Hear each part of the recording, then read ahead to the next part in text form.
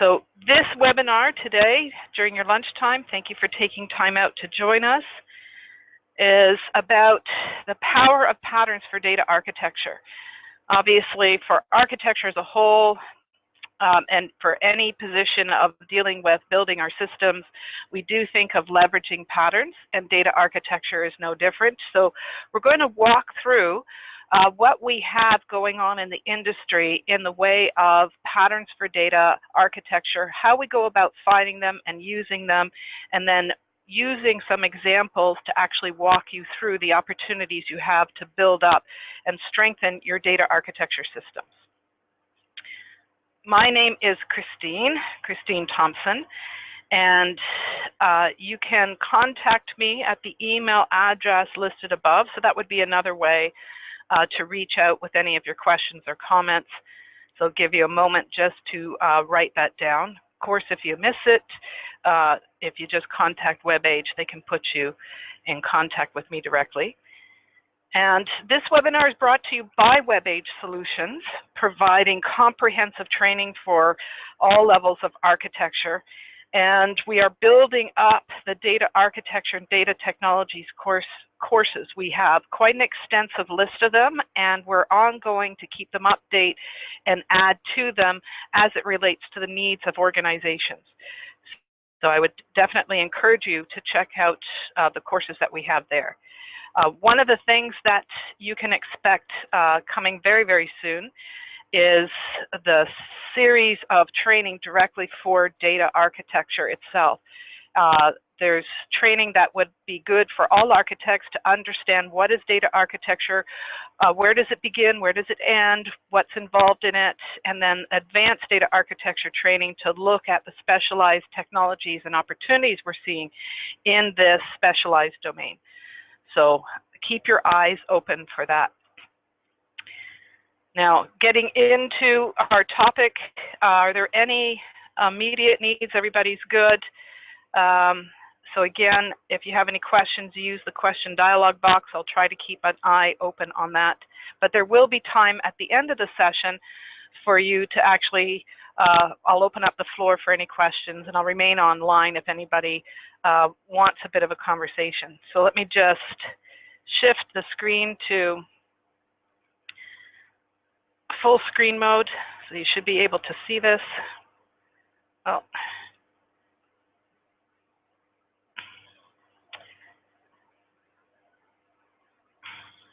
There, sorry, resizing it just so I can make sure I can watch the question dialog box. All right, so power of patterns for data architecture. In this unit that we're going to be discussing, we're going to talk about how we get started to identifying the patterns that would be related to the work that we're doing, and then approaches for actually using them, as well as some recommendations to get more out of your patterns for data architecture. And of course, the title suggests that if you're going to be doing this work, what we really promote is just loving patterns, looking for them everywhere, and keeping your eyes open for what the industry and what others are doing in the sphere of data architecture. Now, this quote is from TOGAF. So you can see by this definition, this is just a generic one for architecture patterns. So understanding the foundation of it, what we're looking for is guided instructions of when I'm in a particular situation, how can I ensure success, right? So it's a repeatable approach to doing things well. That's what we mean by pattern, and architecture patterns will focus on structure of complex systems. Now, for data architecture, it's really the reality is, what am I typically going to be focused on doing in data architecture, and how can I organize my search for architecture patterns that would relate? This slide, some of you may be familiar with, as indicated, let me get my little wand here, indicated by the reference here, DEMBOK. So this is the Data Management Book of Knowledge, and a lot of organizations in running their data architecture program turn to DEMBOK in order to get the support and direction to structure their program well. You don't have to be using DEMBOK still to benefit from this. So if we look at this wheel, one of the things we're going to look at when we talk about data architecture patterns is how it can guide us into classifying the nature of our work to point us to a set of resources that would help us do that particular type of work well. Using one example, a lot of organizations now leveraging big data, so we look at data warehousing and business intelligence, and if I were to look into DEMBOK, I could find a lot of information about it, not the least of which would be the related patterns, how to work with them, where they fit, and then guide me through the systems, the technologies that would relate.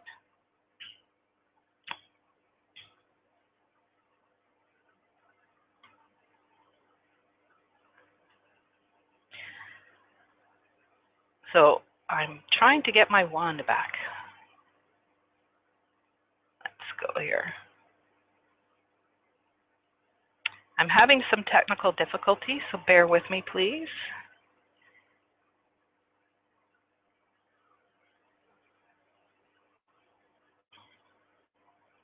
There we go.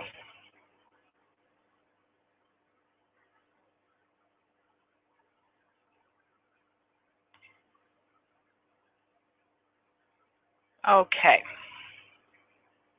Sorry about that interruption.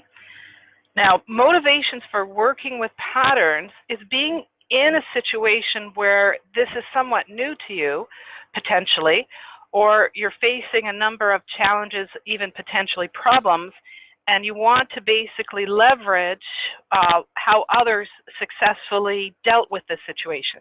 So it's a proven way to solve a problem or to meet a challenge to get the results that you want. And that the other benefit of identifying a pattern is that at the architectural level, I'm trying to fulfill requirements, and I need those that are going to implement the architecture, use the architecture, to be working with it in a particular way. So it does allow the additional benefit of communicating details out about the architecture. And notice the third bullet on this slide, that working with patterns also will support being able to do the monitoring and measuring, right? So there are a set of patterns, and most patterns will come with this as a way to not only implement the architecture, but a way to verify the architecture. So we're motivated to use our patterns. So the challenge then becomes, well, which pattern should I use? And the reality of it is that there are thousands of patterns. Another issue that would come up is the fact that we can have one pattern but known by different names. How do you recognize that? So the bottom line is, no, there's not one single source. I'm not going to give you one link or one book to go to and here are all of them and just learn them.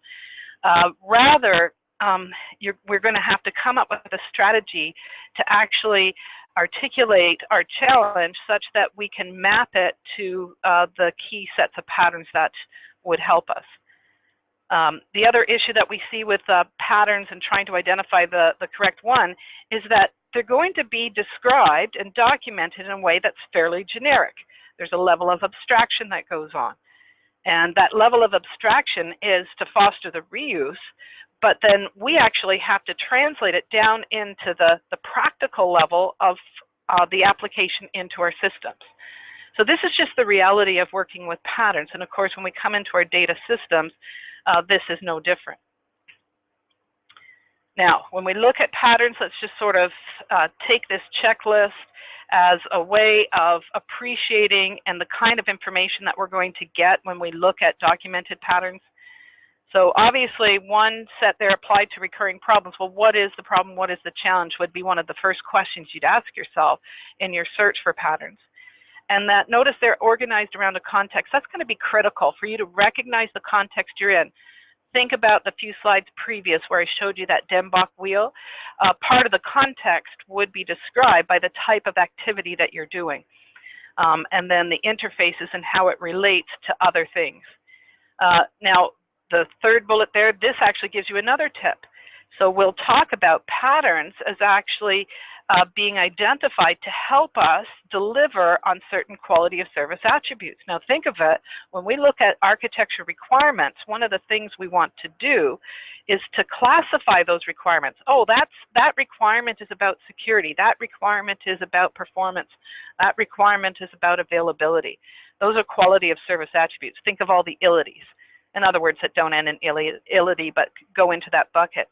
That can also be a way of sorting through the patterns you've identified to choose the one that's going to address your needs the best. Now, when we look at fulfilling our requirements, we're looking for the tactics, the approaches, the kinds of components that are going to help deliver on the requirements. Patterns as well work with tactics. In other words, if I can find the pattern, it can actually point me to the tactics I should be using in order to fulfill a set of requirements. So again, when I look at my requirements, I'm going to think about classifying them based on quality of service attributes.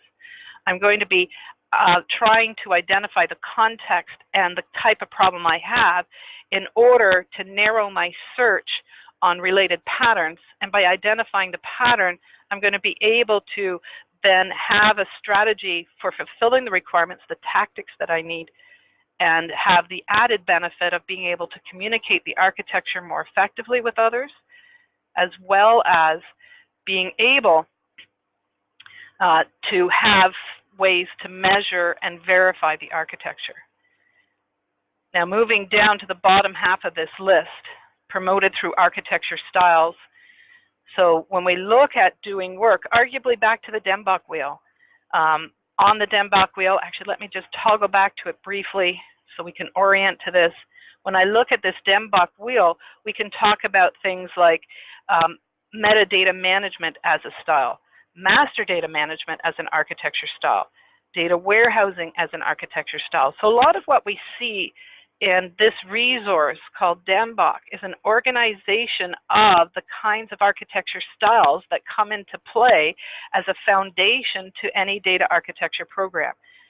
And it's through knowing, for instance, if I know that I'm working on master data management, that then I can actually look up resources on it, and it will actually say, oh, by the way, if you're doing master data management, here are the patterns that you need to pay attention to. So it's a good approach to actually then being able to sort through all of these. And it'll tell you, by the way, here are the patterns, and here's how they connect to each other so that you get a bigger picture of your overall solution. Architecture patterns are communicated through reference models.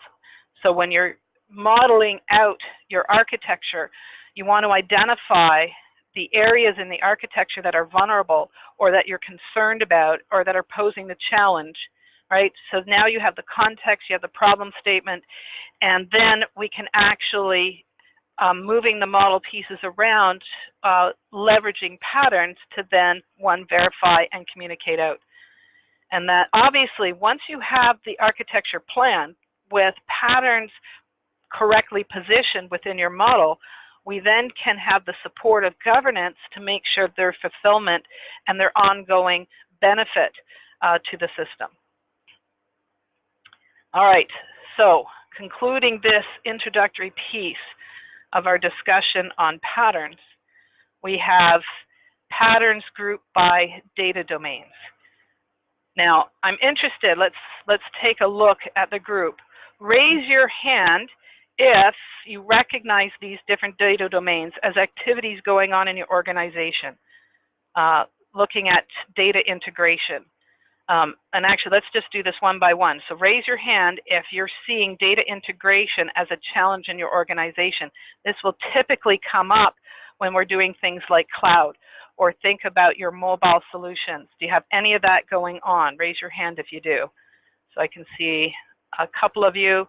Yeah, a few of you, great. So you recognize that. So I'm definitely thinking if I'm doing data integration, regardless of where the integration aspect is posing the challenge, it's a category that would allow me to then just simply open up your search engine and put in data integration patterns. And you're going to get back quite a large set. So you're thinking, okay, that's a start, but how do I narrow it down? Let's continue on. How many of you raise your hand if you're dealing with business intelligence? A lot of growing need in business intelligence. Thank you. So you're seeing that as well. So working with big data and having to do analytics, and how do we actually do that? What kinds of technologies come in? And so this is basically trying to leverage what others have actually figured out through trial and error.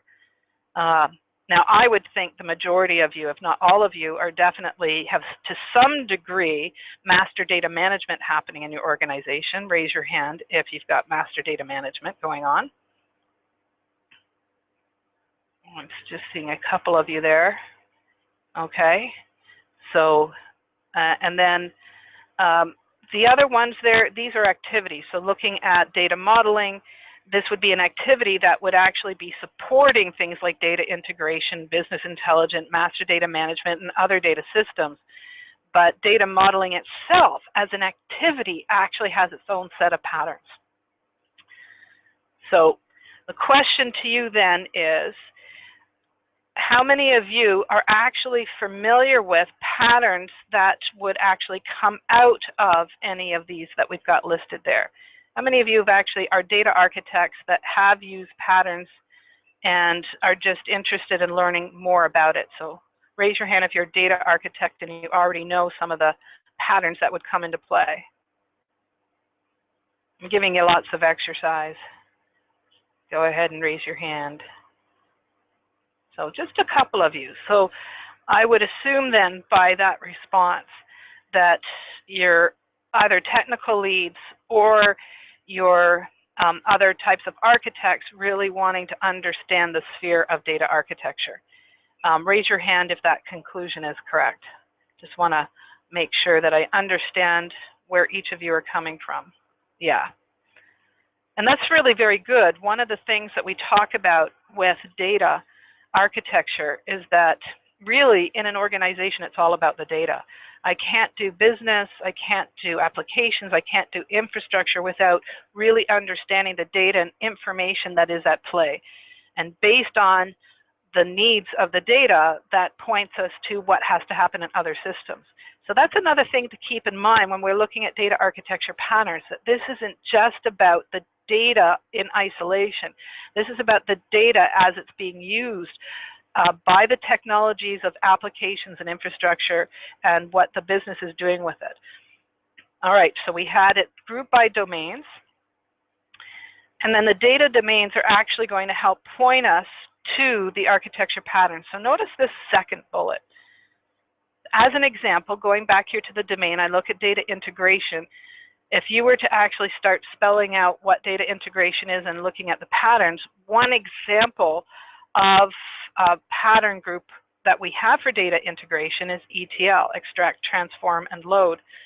So that's a pattern. Now, as a pattern, you can also go, well, wait a minute, doesn't that actually sound like a technology? You'll have a lot of vendors sticking ETL into their product names. And that's another way that we can recognize patterns. What the vendor is advertising is they're saying, so you're doing data integration and you recognize that ETL is a pattern that can help you with an aspect of integration. I've got a product that implements that pattern. So when you see a pattern name in a vendor product, it's them advertising that their product implements the pattern. So this can also, working with patterns, can help identify the technologies that might help us. So here, in the last bullet, the data architecture patterns themselves point us to ways to build and define the data system. So the other thing to pay attention to is that when I work with a particular pattern, it will often reveal other related patterns.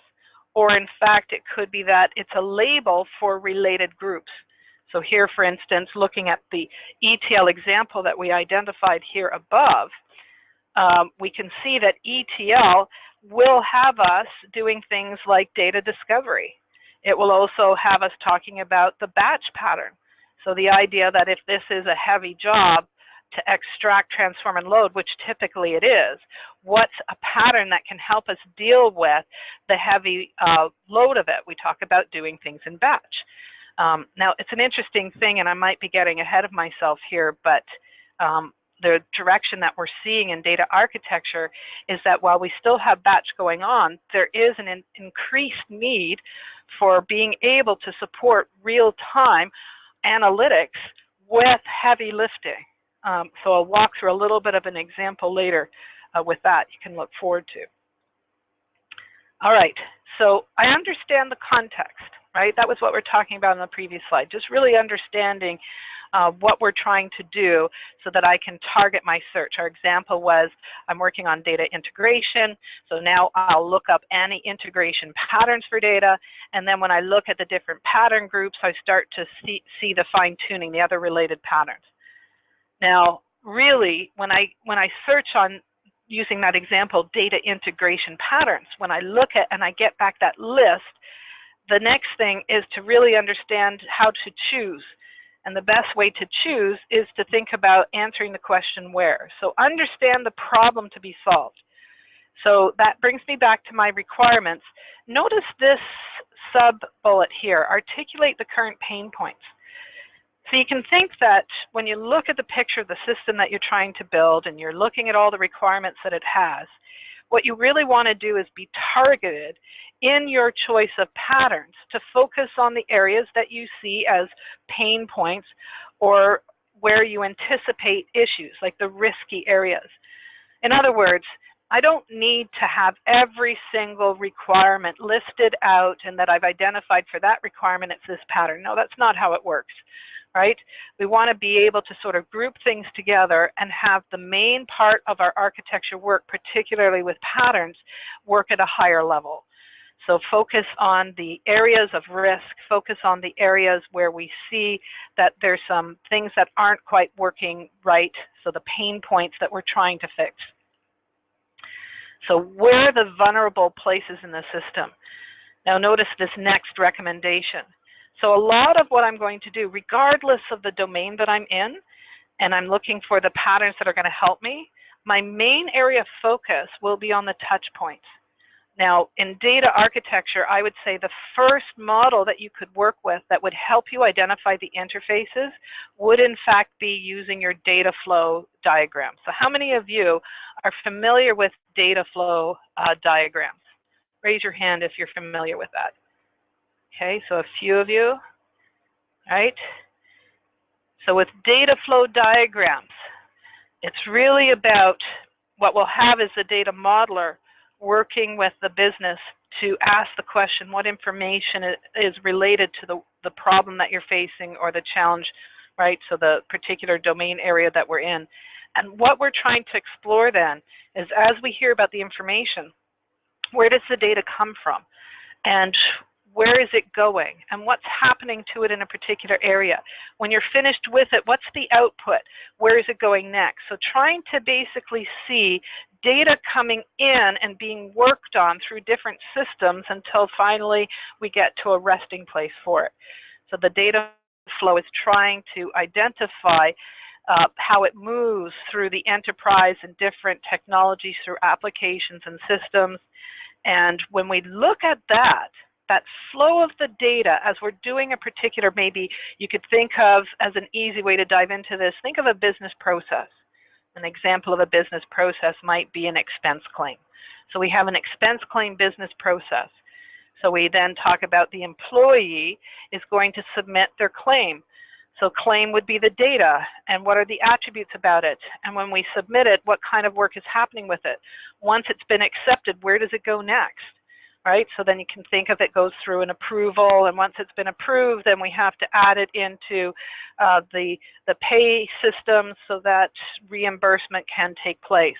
And then how that will actually generate a record of payment along with the claim itself, and then where are they stored. So sort of think of that flow from the employee submitting the claim through the different systems for reimbursement to take place, and then we have some kind of record of that transaction occurring. Now, using that visual example, hopefully you can see that and how we would draw arrows just like a flow chart.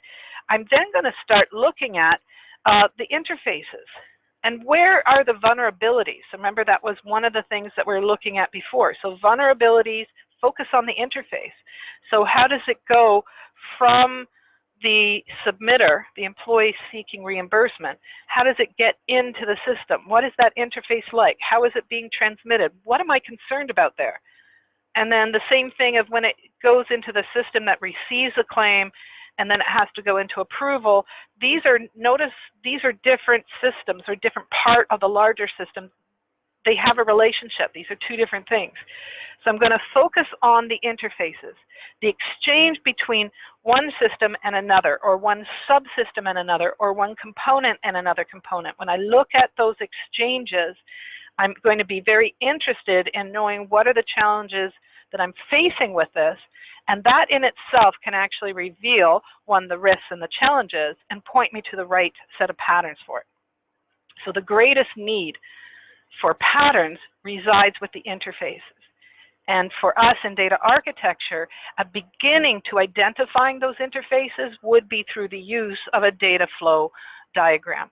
It's listing out the data moving through the systems, identifying the components so that then I can have targeted identification of patterns, sorting from thousands of patterns down into very specific ones.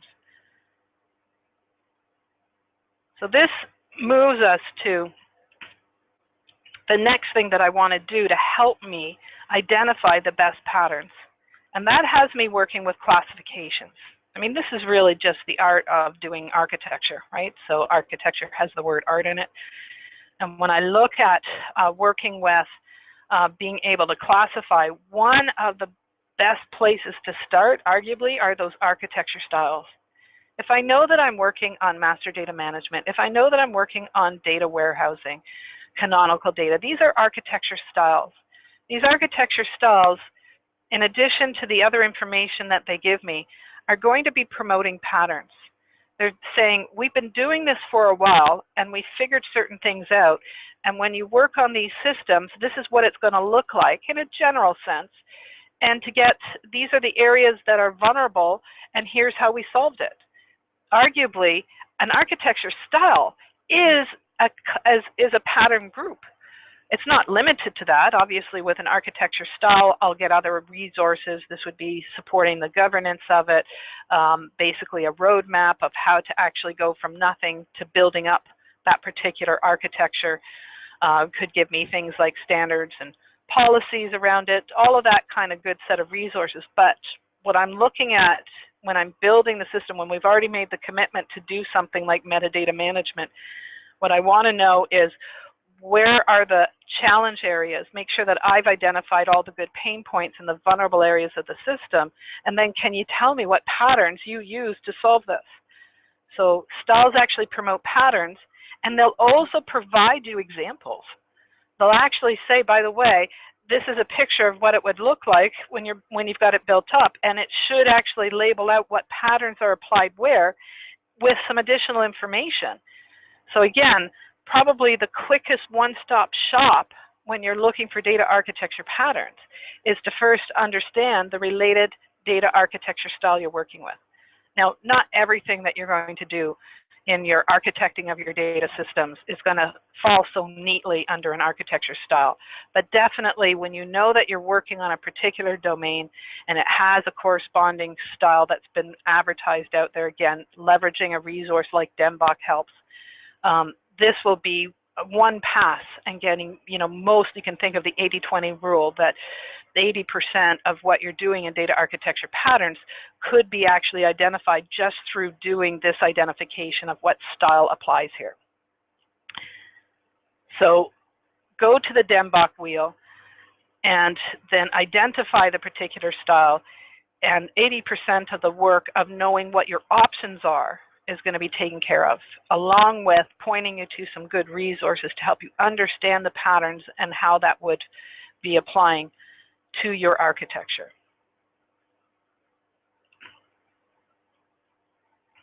Okay, so let's walk through an example.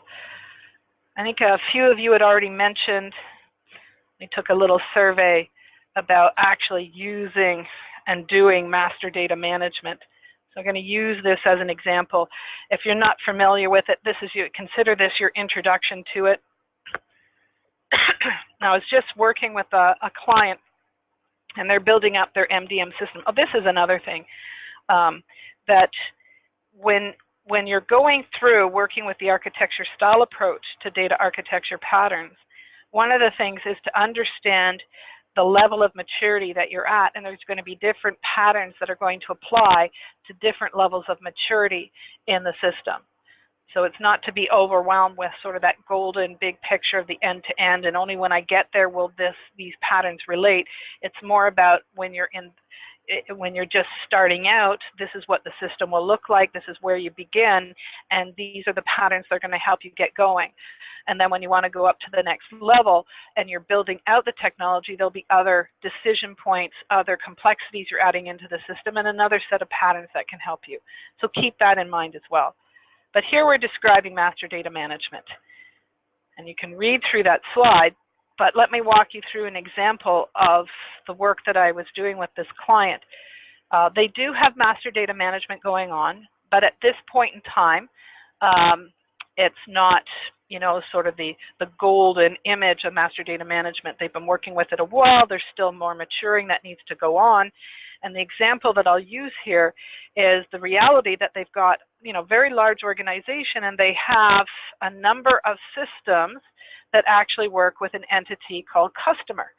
And they're all, this customer is the same person, but the customer appears in different systems with different information. Now, they'll have the same name. This is how we know it's the same person. They have same name, same address, same unique identifiers. But different systems want to have different pieces of information about the customer.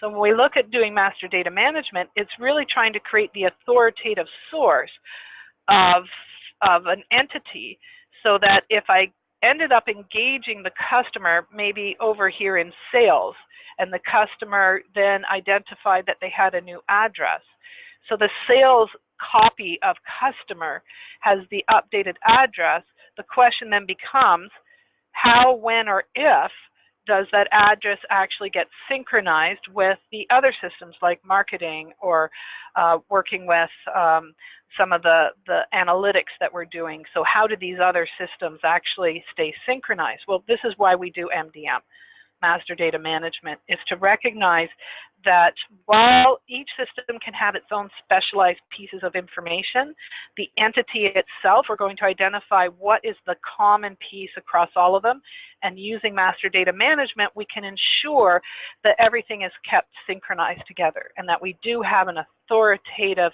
source for that information. Easier said than done. So this is where I'm going, it sounds great, I want to do it, but what are the issues that I'd face doing master data management, and how do they get resolved? So it then begs the question of, if I could see the patterns that relate to MDM, it will help me understand the context, it will help me understand the issues, and it will also help me, or point me in the right direction of how best to implement it. So we need to then understand the nature of it. So when I look at MDM and I'm looking at what's going on and where is this happening, so when we look at the solutions, the reality of doing MDM means that we're crossing boundaries, we're dealing with a lot of different technologies, so all of a sudden I get really concerned. Remember the interface thought? And that in MDM, we're also thinking about the fact that different systems are going to have their own copies of this information. My example was the idea of having business analytics having a copy, that I could have marketing with a copy of customer, and that sales would have a copy of customer. That I've got, it's in essence the same entity, but we've each got our own access to this information. So the patterns then are going to be centered around that challenge of multiple technologies and the fact that we've got multiple copies of the same thing. That's why we want to do MDM, because this is a problem. They all want their own copies. How do we resolve the fact that things can become inconsistent, and inconsistent very quickly? So I look up MDM patterns, and it then identifies to me a set of patterns to look at to be able to build an MDM system. Different approaches that will help solve different types of sets of problems based on the reality of where MDM actually fits. So you can see here the few listed. So when I look at MDM, the patterns I could talk about would be shared master or centralized master, information registry versus synchronized masters, golden reference, golden hybrid, synchronized hybrid, synchronized master.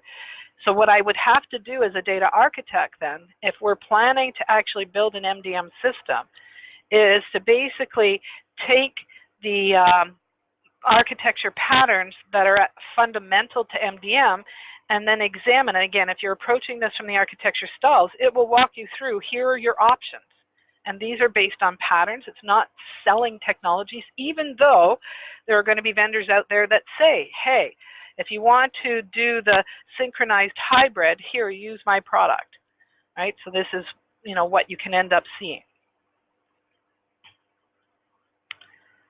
So I'm going to take a look at Centralized Master. And you can see here, notice one of the key things that we see as part of working through the details of a pattern. It will describe the problem. So if you're in this situation, read that second bullet that way. If you're in this situation, then you might want to consider the Centralized Master pattern. So notice the description there. The same updates need to be manually entered into multiple information systems in order to keep consistency. Go back to my example of sales received the new updated address. How are we actually making sure that all the other copies of customer are reflecting the change that happened over there in sales? So that's the problem. So, Centralized Master is a pattern to help me solve this challenge, to meet this challenge, so I've got consistency. So then you go down to the solution. Let's hear how Centralized Master plays out. So this is basically centralize all the updates so that we have a master copy of the information, and then you can actually distribute it out. So we want to be able to then say, if you're making a change, you're going to make a change to the centralized copy, and when I go to work with customer, I go to the authoritative source to then have the right information. So notice the local references are going to have read-only copies. So I don't make the changes on my local piece of information. If a change has to happen, I go to the master, and the master will take care of making sure that it's authoritative such that any place that wants to use it can read from there. All right, so we have the set of resources available for patterns in use. So this is another thing about working with our patterns, is do you currently have a data architecture program such that they can say, here are the different systems we have that we're working on, and when you look closer at those systems, does it actually have the patterns that they're using? So I'd be interested to know, do you see and have access to resources that describe the patterns that are currently in use? Raise your hand if you're in an organization that actually makes it easy for you to find out what patterns are currently being used for your data architecture systems, that you have a go-to resource for it. I see a few hands up. Okay, so not that many. So this would be something, if you are working within the data architecture program, to think about adding that as a go-to resource. Again, I'm not trying to promote the idea, especially in this day and age, of let's keep things lean and agile, but it's really just about, if this is a system that we're all supposed to interact with, if you're in applications and you need to interact with a master data management system, if you're in infrastructure and you're supporting the master data management system, it would be really important to know our approach to doing MDM is to use a centralized master. Right? So by labeling the pattern that we are implementing, it helps those that are going to be contributing to and using it to be able to see it. So this is where I want to have the reference model that can be easily referenced by all the other domains, and I can just label it with Centralized Master, and then it's an easy, just look it up in the dictionary.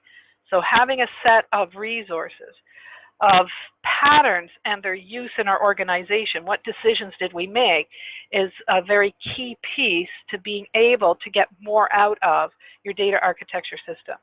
So document it as part of the reference model. So the next question would be to follow up with your data architects to then find out about what patterns that they're actually using, and how does that relate to the systems that you're actually supporting or working on.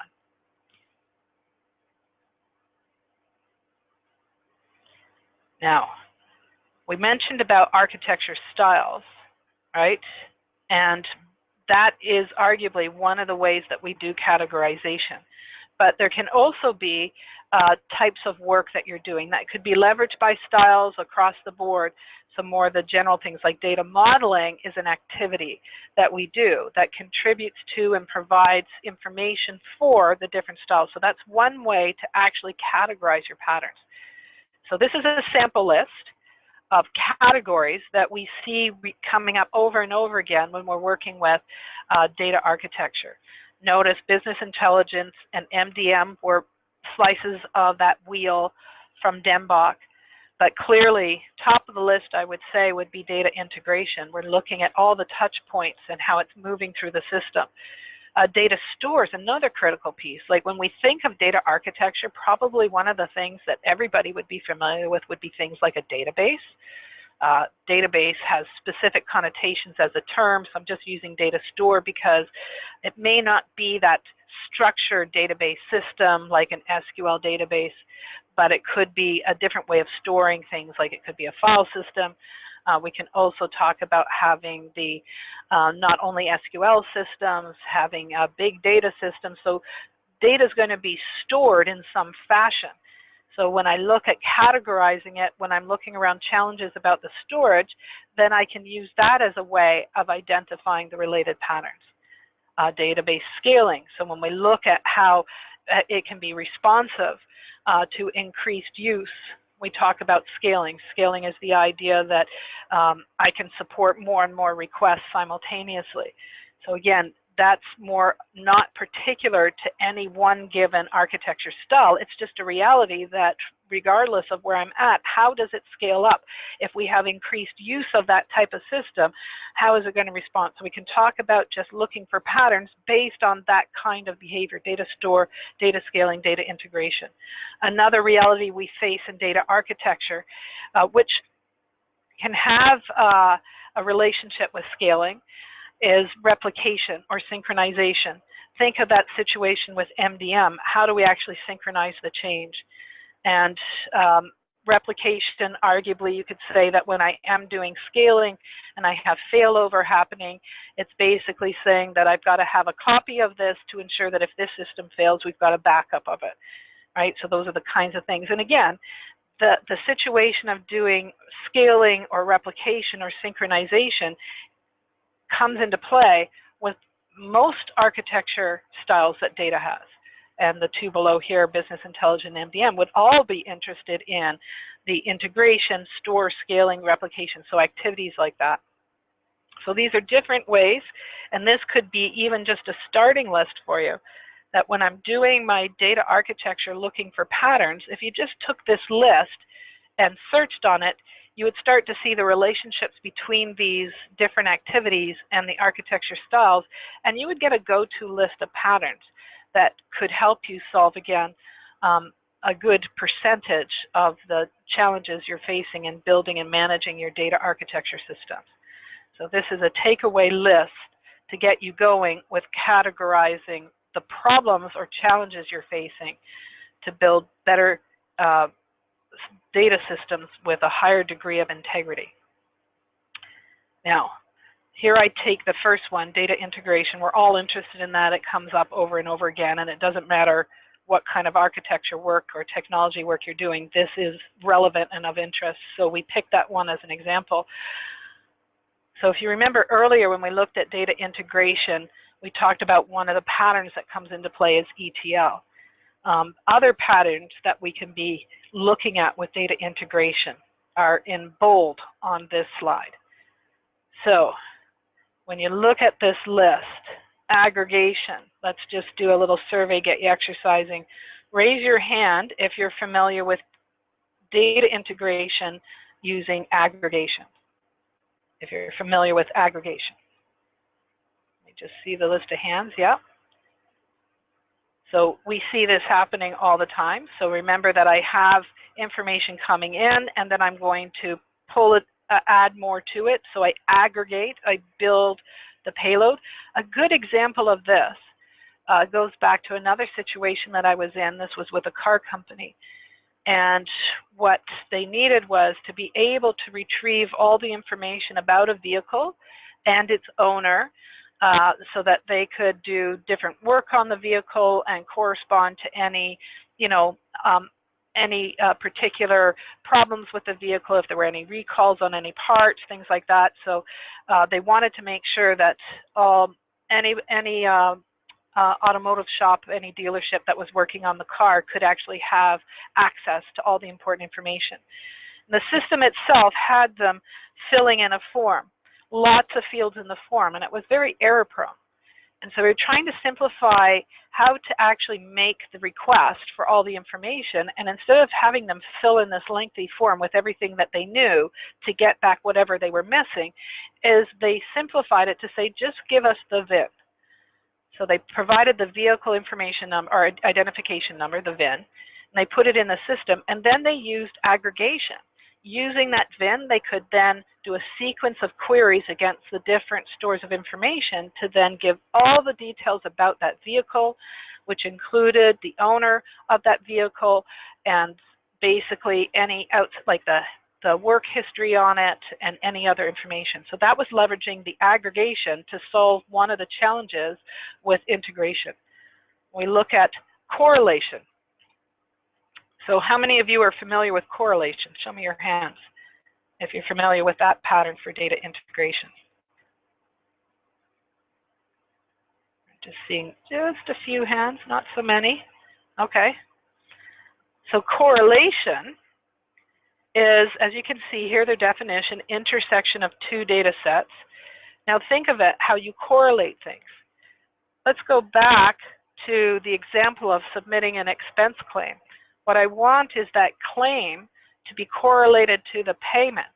Payment is a completely different entity, the claim is a different entity, but they need to correlate, right? So that we can track this. We can make sure that the claim actually got paid, the employee's happy. Arguably, you would say that this claim also needs to correlate to the employee information, right? So what department, where were you, what were you doing, and who should be doing the approval of it? So correlation is really trying to see how different entities connect and relate. And again, this is an integration issue, right? We're integrating different things and showing where they touch. So correlation does that identification and matching so that we can see the relationship. Down here looking at migration, this is about moving it. Now this happens a lot in integration, the idea that we have different sources and we're going to load these up. We see this happening a lot, in particular now the more we get into big data, right? We see more of this migration happening as we try to populate our big data store. But it's not limited to that, right? So we can say that we have a business partner relationship and we're getting access to information and we're moving it from their system into a shared system, or maybe from their system into ours, like whatever we have licensed to do the exchange. So this is part of data integration, and there's a pattern for actually implementing that aspect. And then the last one that we have in the list here for the sample of integration patterns would be broadcast. Now, do you remember when we looked at Centralized Master for MDM? And we were saying, look, we're going to have an authoritative source. And what we say is that that authoritative source, for my example was customer, is that when you want to make a change, like update the address, you don't update your copy, you update the Centralized Master, right? So whatever's common between all the systems actually gets stored in the Centralized Master. Well, then the clear thing is, well, if that's where it's got the source, how do the endpoints that have a copy of it get notified or know to actually be refreshed? Well, we could be using the data integration pattern of broadcast to say when that change happens, notification can go out. And again, there would be other patterns that could be in play about how to complete the fulfillment of implementing the broadcast. So notice we have one source that could then, and one of the patterns that comes into play, can you think of it, that's becoming more popular and the technology around it is really improving. When I'm doing broadcast, I start thinking publish, subscribe, right? So I could subscribe. I need to know about customer if it changes, so I subscribe to it, and that centralized master could be implemented using a publish subscribe pattern. So can you think of any others that are at play? If you can think of any others, volunteer them into the question dialogue. If you've seen others at play in your systems or can think of others that would relate, feel free to volunteer that in the question dialogue. Certainly some food for thought.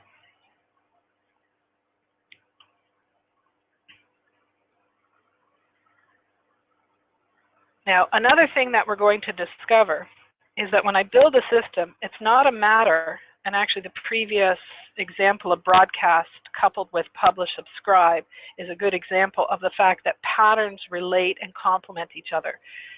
So when I work with patterns, I'm going to say, well, if I see, for instance here, if I see that I want to work with Enterprise Service Bus as a way of doing integration, then I would also be able to work with things like aggregation and correlation, and in this example here, data enricher.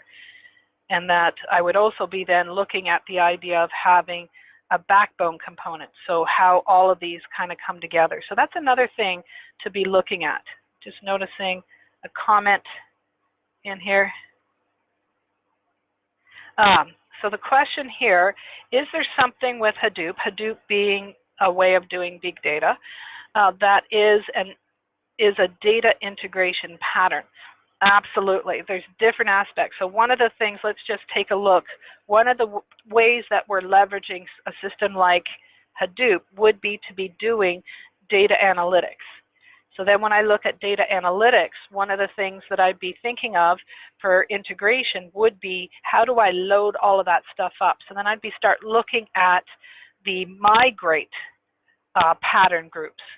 So definitely that comes into play, because how am I actually taking this information to go into this large data store for analytic to build up the necessary information that I could be doing that in. So migrate comes into play with that. The other thing then is, and I'm actually going to look at a different example with Hadoop in a couple of slides, but the other thing that we're looking at with systems like Hadoop would be the actual consumption and how real time it can be. So there's definitely, when we, like Hadoop being a product, understand that that is about big data. So then I look at big data patterns, and one is to populate, the other one is to do analysis on it, then the other thing is to actually consume it. So we think of sort of three different categories of activities that fall under the context or category of working with big data. Does that answer your question? So it's the going in, it's the working on it, and the going out, and that has all its own touch points. And a few of the patterns that we mentioned come into play with that. But I do want to highlight one specific area with that in just a slide or two. So before I do, one of the things you should be taking away from this is with data architecture, just like other architecture patterns, you want to be familiar with as many as possible. But that notice here, you want to really understand the functional areas of data architecture. So definitely work with resources like DEMBOK to know what's going on in the data sphere of things that can help you be well versed in what is this about, what are the known challenges, and what are the proven ways to work with it. And then, of course, when I have that focus, I can start appreciating then what vendors are promoting as solutions and start to do more objective analysis of it. Now, this goes back to the question about Hadoop and integration patterns, right? So definitely we are seeing the idea of big data taking integration of data to a new level and adding an area of complexity to it. So keep that idea in mind. So what I want to do is then recognize that another good starting place for me to be working with my systems is actually the business. Arguably, we talk about all architecture being business driven. So data is used by the business, and it has its own functional uses of data there. And when I engage the business and talk to them about what they're doing and what they wish they could do, it will actually then expose really what sort of the challenge areas are, and perhaps the new architecture styles that might be solving the problems. So then business problems can actually be categorized in the form of data problems. Rather than thinking of these as process or software problems, think of them as data problems. And when you do, you actually start moving in the direction that we see data architecture going, and that comes back to the idea of, well, when we started having the ability to have data stores that were not limited to just relational structured data store systems and just focusing on things like our transactions, we're not saying we're not doing that anymore, but we now have so many more possibilities, and we've been holding on to that information. So now I'm going to be thinking about the things that the business might want to do. So recognizing where and how data fits in with what the business is facing is part one of this, and then going to the patterns to see where they come in. Let's look at some examples. So when I look at Hadoop holding on to big data, and of course it could be another product, not just Hadoop, but the idea of big data, one of the things that I'd be looking at would be correlation and leveraging the graph patterns. And this is where I can take advantage. If I'm going to then, we talked about, I look at three groups of patterns as it relates to a big data system. One is the populating of the data. That's a data integration pattern using things like ETL or something similar. Migrate is another big piece for it. So those are integration that are feeding the big data. The other is once it's in there, what can I do with it? And definitely the graph pattern is looking at seeing relationships between different sets of information to provide insight. Now, how many of you actually have a Facebook account? Raise your hand if you have a Facebook account. I would expect the majority of you would, right? And you understand that organizations that have large sets of data, I'd think of like Facebook or Google or any of the cloud providers, they're definitely leveraging the graph pattern. It may seem like this information is not related, but when you use the graph pattern and the technologies that support an implementation of it, we start to see how things connect, right? So being able to see that to reveal opportunities that the business wouldn't have otherwise been able to see. So when I look at Hadoop systems, the first one is how do I get the information in? So we look at data integration patterns that focus on the movement of data.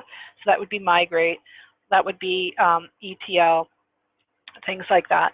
The next page is once I've got all this data here, how do I actually see the connections? Use the graph pattern. Then this last one is another part of data integration as it would relate to Hadoop, and this is the consumption, the going out of the data. So we talk about this is a real big area of development in data architecture, and there's definitely patterns that we're listing here, but information needed immediately, they talk about having it real-time or near real-time reports. So if I'm going to have this big data and it's constantly being fed, remember I said that batch was a traditional way that we could still do to populate it, but maybe now what we want is the constant uptake of the information and constant analysis of the information.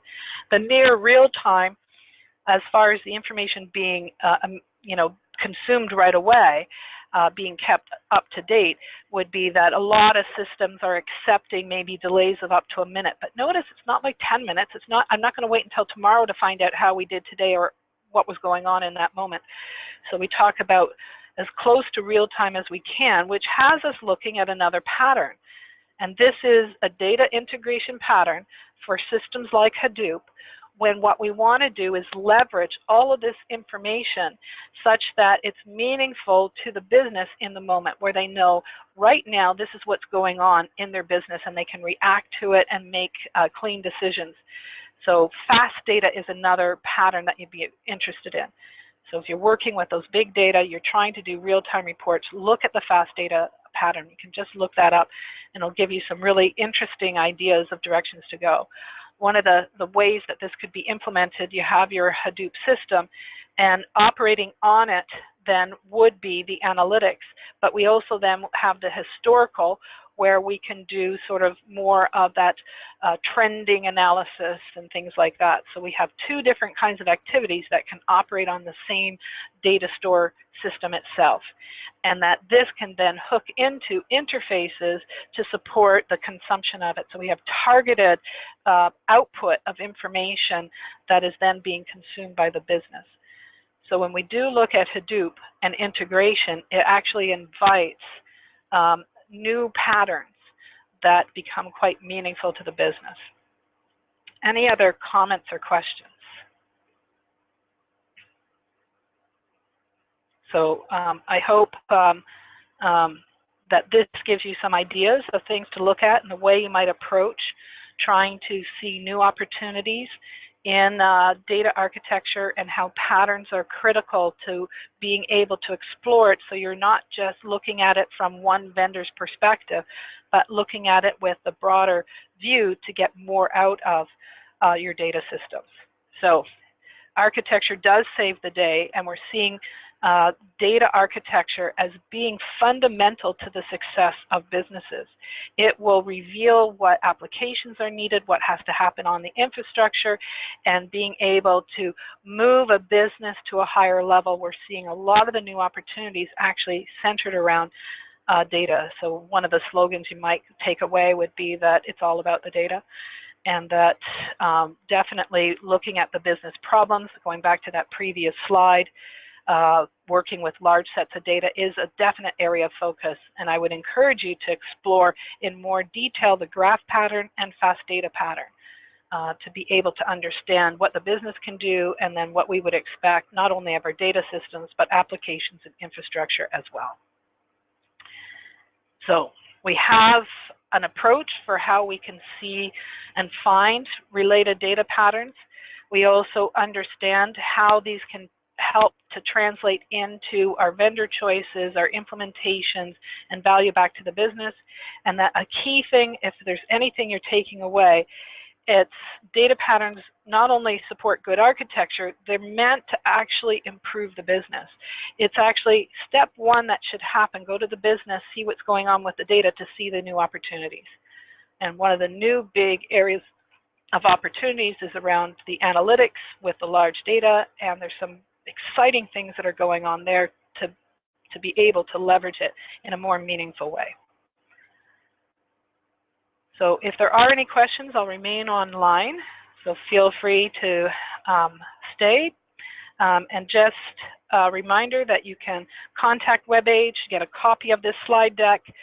You can reach out to me personally just by contacting them. So thank you again for attending. And if there are any questions, just raise your hand and I will speak with you.